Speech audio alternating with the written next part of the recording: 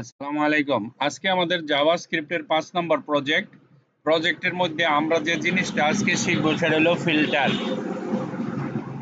Filter image. ধরেন আপনার business আছে, ই-কমার্স ওয়েবসাইট আছে। এখন আপনি শুধু ক্লথ কিনবেন, ঘড়ি কিনবেন, তাহলে পুরা জিনিস দেখার দরকার নাই। ফুটওয়্যার কিনবেন, ব্যাগ কিনবেন, আলাদা আলাদা আলাদা। অর্থাৎ আমি যখন অলে ক্লিক করব আমার সব দেখাবে।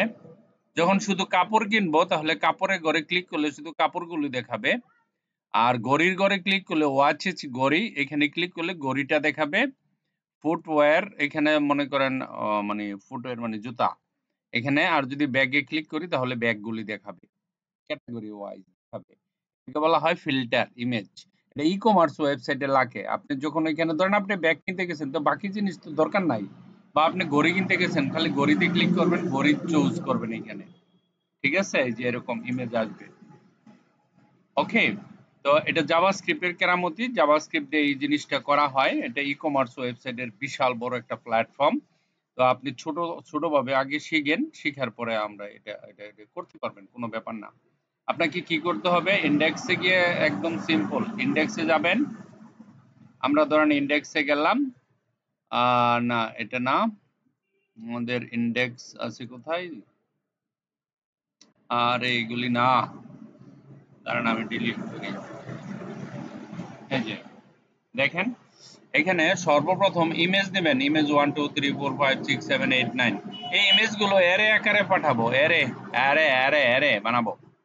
ওকে, ইন্ডেক্সে কি নেবেন? ডিপ নেবেন, একটা কন্টেনার নেবেন। ডিপের ভিতরে গ্যালারি ফিল্টার, তারপরে একটা ডিপ, দুইটা ডিপ, তিনটা, চারটা, পাঁচটা, এক একটা ডিপের ভিতরে অল ইমেজ, ক্লথ, তারপরে ওয়াচেস, ফুটওয়্যার, ব্যাগ, এগুলি নেবেন ডিপের ভিতরে। ঠিক আছে, ডিপের ওপেন, এখানে ডিপ ক্লোজ, তার ভিতরে এক একটা বাটন।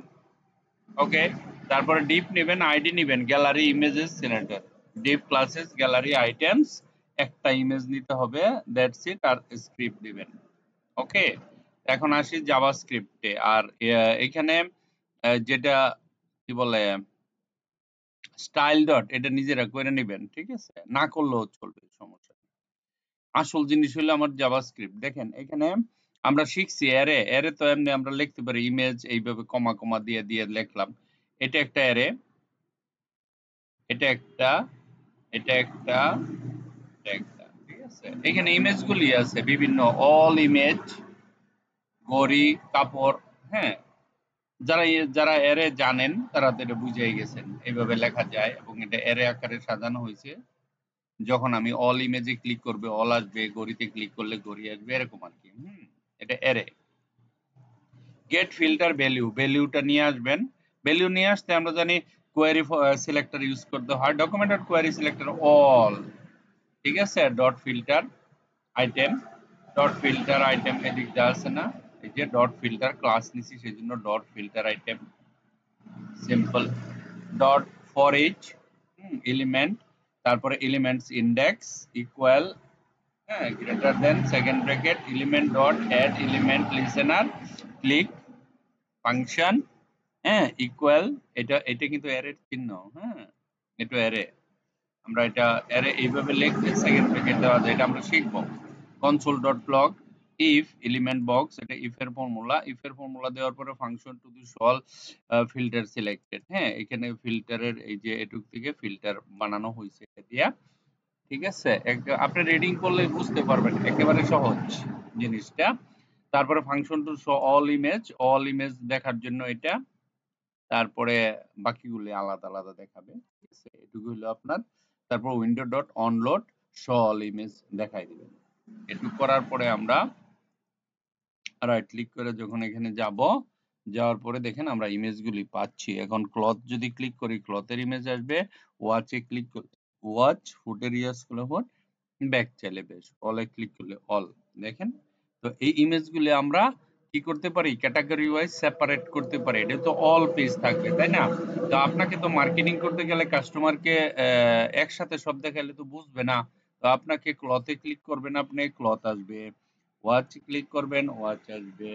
ও ফুটওয়্যার ক্লিক করবেন, আসবে। ব্যাগে ক্লিক করবেন, ব্যাগ আসবে। ইমেজের সংখ্যা আরো বাড়াবেন, আপনাদের কাজ। আপনাদের কাজ হচ্ছে ইমেজের সংখ্যা ব্যাগ আরো বাড়াবেন। তারপরে এই যে এগুলোও বাড়াবেন, সব ইমেজ বাড়াবেন, ইমেজের সাইজ করবেন, কালার করবেন, ঠিক আছে?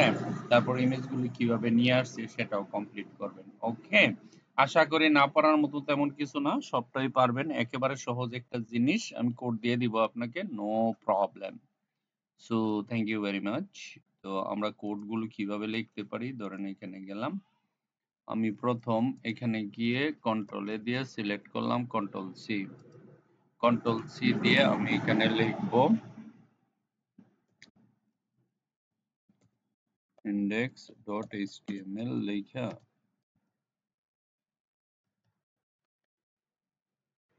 এন্টার দিয়ে লিখলাম ইন্ডেক্স, তারপরে লিখলাম css, নিচে আসলাম, তারপরে এখানে আসলাম, এখানে এসে css এ গেলাম, কন্ট্রোল এ কন্ট্রোল সি, এখানে আসলাম, এখানে আসার পরে এখানে আসলাম, css দিয়ে দিলাম, তারপরে JVSCRIPT জাভাস্ক্রিপ্টে আসলাম, জাভাস্ক্রিপ্টে এসে নিচে আসলাম, নিচে এসে জাভাস্ক্রিপ্টের কোডটি নিলাম, কন্ট্রোল এ কন্ট্রোল সি দিলাম, দেওয়ার পরে জাভাস্ক্রিপ্টের কোড এখানে দিয়ে দিলাম, ঠিক আছে? এখন আমি এটাকে সেভ করব। সেভ কোথায় করব? ডেস্কটপে সেভ করব। জাভাস্ক্রিপ্ট প্রজেক্ট 5, 5 নম্বর প্রজেক্ট, ঠিক আছে?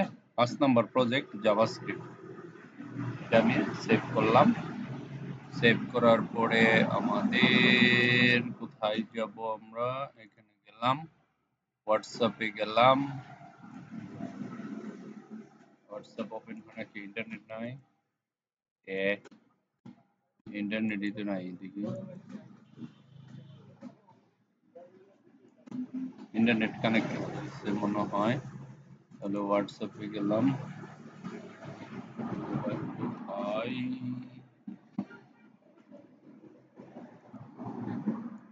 ঠিক আছে, এটা আপনাদের প্রজেক্ট, আপনারা এটা আজকে কমপ্লিট করবেন। ওকে, এই যে এটাকে বলা হয় ফিল্টার। তো আমি এটার কোডটা দিয়ে দিচ্ছি আপনাদের, সম্ভবত 1 মিনিট, পুরোটা হয়েছে না? হ্যাঁ, সেভ করছিলাম তো, সেভ তো হয়ে গেছে।